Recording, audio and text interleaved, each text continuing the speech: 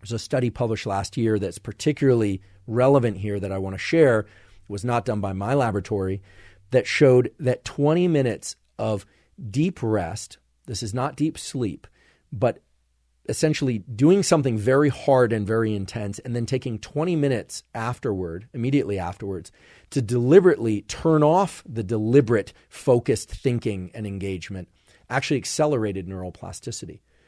There's another study that's just incredible, and we're going to go into this in a future episode of the podcast not too long from now, that showed that if people are learning a particular skill, it could be a language skill or a motor skill, and they hear a tone just playing in the background, the tone is playing periodically in the background, like just a bell.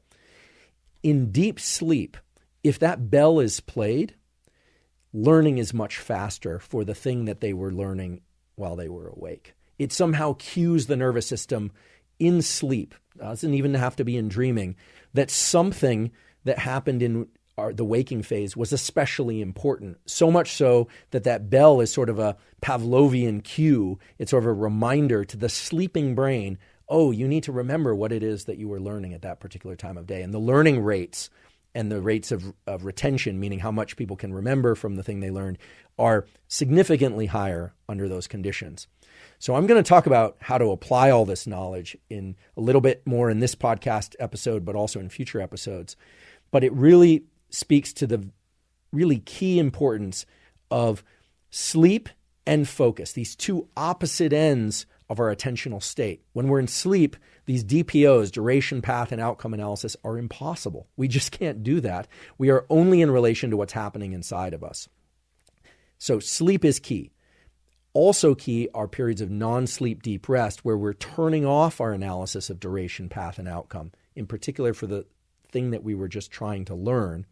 And we're in this kind of liminal state where our attention is kind of drifting all over. It turns out that's very important for the consolidation, for the changes between the nerve cells that will allow what we were trying to learn to go from being deliberate and hard and stressful and a strain to easy and reflexive.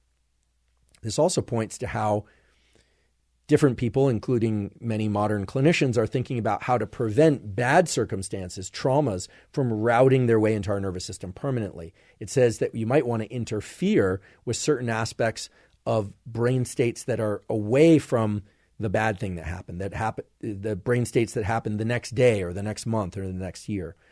And also I want to be aware, I want to make sure that I pay attention to the fact that for many of you, you're thinking about neuroplasticity not just in changing your nervous system to add something new, but to also get rid of things that you don't like, right? That you want to forget bad experiences, or at least remove the emotional contingency of a bad relationship, or a bad relationship to something or some person or some event.